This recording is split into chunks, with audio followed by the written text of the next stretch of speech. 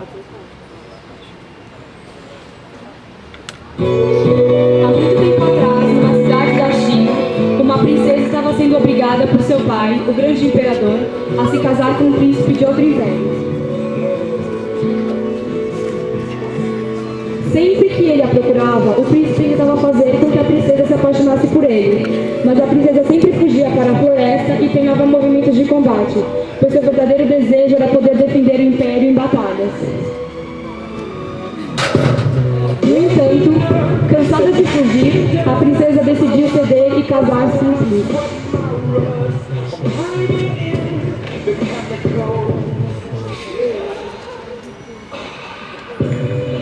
Após um tempo ter passado, andando pelas ruas de sua cidade, ela viu uma armadura jogada nos cantos de uma casa. Teve então a ideia de se passar por homem e se juntar ao exército para lutar, que era seu verdadeiro amor.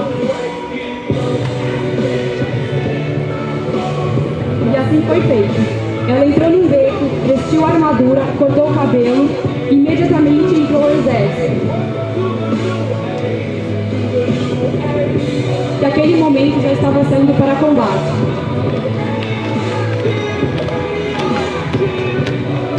E ninguém desconfiou que debaixo daquela armadura estava a princesa. Na área de combate, ela derrotou vários guerreiros. Sabia usar a espada muito bem. E no final de tudo, graças a ela, seu império ganhou a guerra.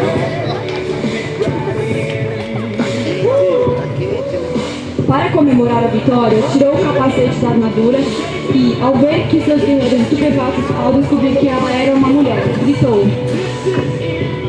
"Posso ser mulher, mas isso não me torna fraca. Fui mais forte que muitos de vocês."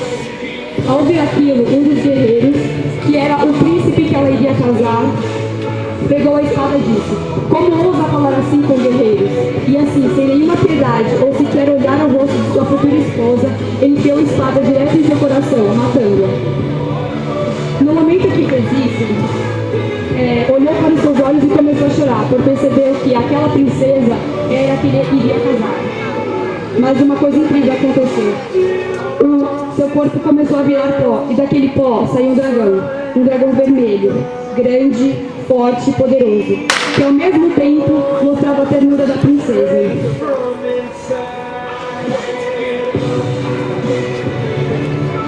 Os soldados, já assustados, ficaram mais impressionados ainda. Eles ouviram lendas de grandes guerreiros que viraram dragões após morrerem, mas nunca acharam que fosse verdade. Virar dragão era uma honra, dada a poucos, apenas os mais fortes, corajosos, persistentes e bons. A princesa ganhou então uma imortalidade, daquela que não seria esquecida, por seus grandes atos.